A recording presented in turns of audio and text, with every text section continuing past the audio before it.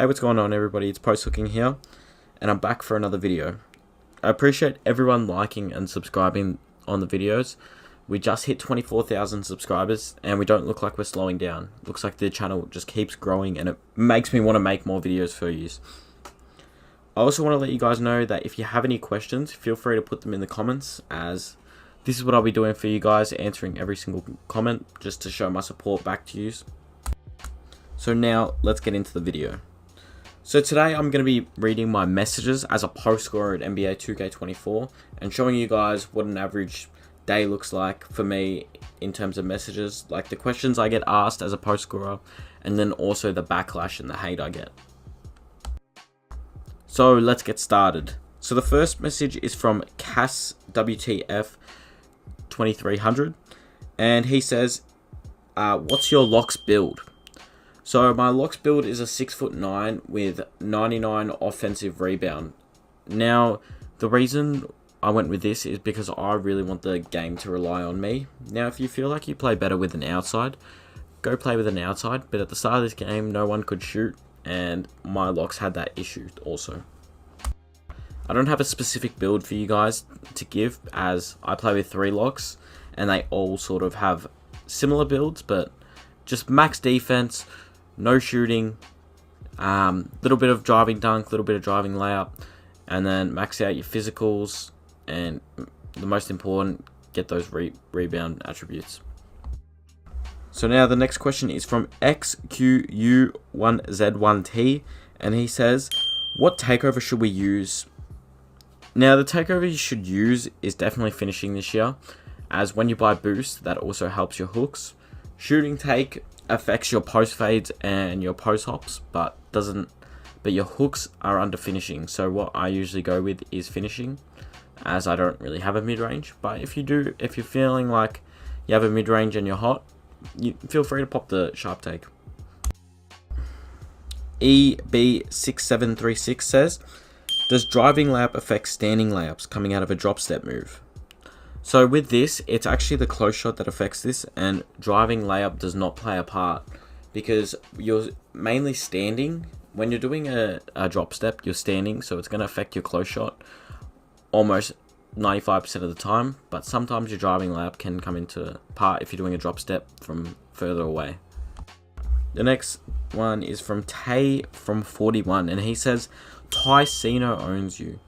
I swear people seem to forget that I beat him at NBA2K24 for $1,000. Now, I know that game wasn't as popular, and he wasn't as popular then.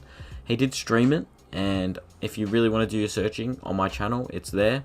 I did beat him for $1,000 after I said I was going to leave the community. And I don't know, I don't think he owns me, because the last person to beat him in a wager was me. HS says, do you stream?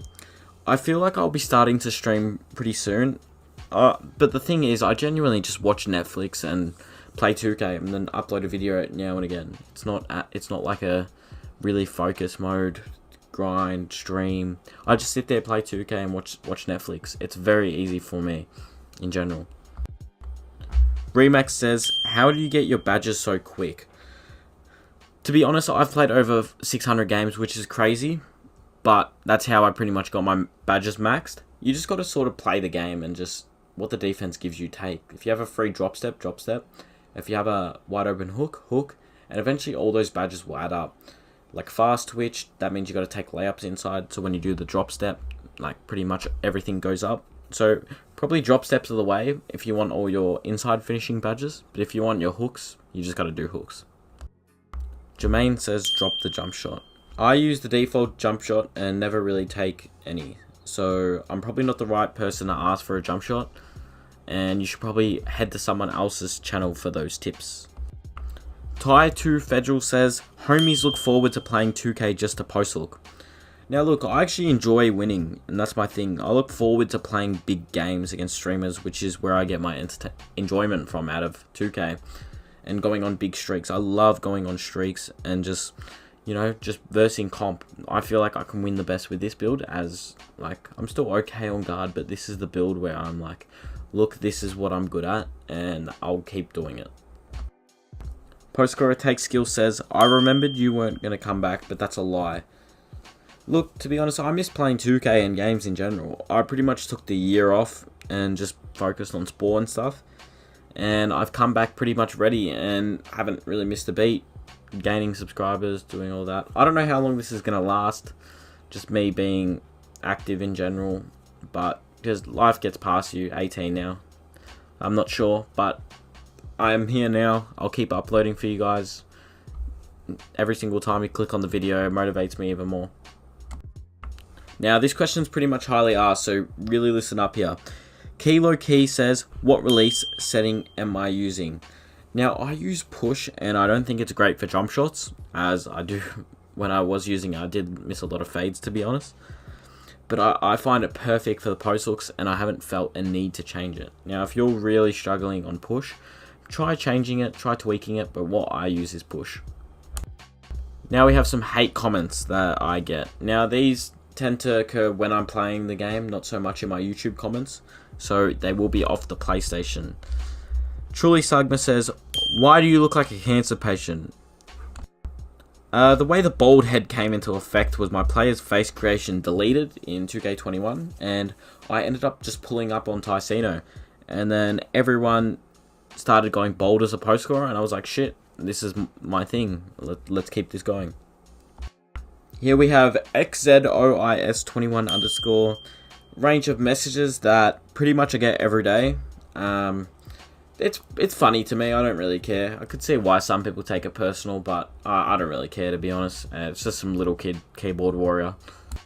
So the next one is Colsog says, are you not bored of doing the same thing for 3 years? Now, fair enough. I can see why people think this, but I genuinely just love winning as a post scorer. Like, going on streaks for me is just fun, as what I said before, and just sitting back and watching Netflix and playing twos, like, I don't see anything better than that. You know? I can multitask. Now the last question in today's video is from BoxG, who says, is post hooking patched? Look, a lot of people have asked me this, and it wasn't like how it was on day one. Day one was broken, and it's been like that for two 2Ks in a row. But post hooking's still really good. And drop steps, layups, they're still pretty reliable. If you time your hooks perfect, and they don't get a good jump on you, you'll make it every single time, which I love about the game. You have to get open by yourself, and you can't just like spam hooks. You have to start doing some moves that you got to learn yourself. I can't really explain that hop thing. It's too hard for me to explain. Someone really needs to go in depth with me for me to learn that. So this concludes the video for today. If you're still around watching, feel free to message me if you have any further questions in the comments, guys, on my Twitter. It's the same as my YouTube, @posthooking.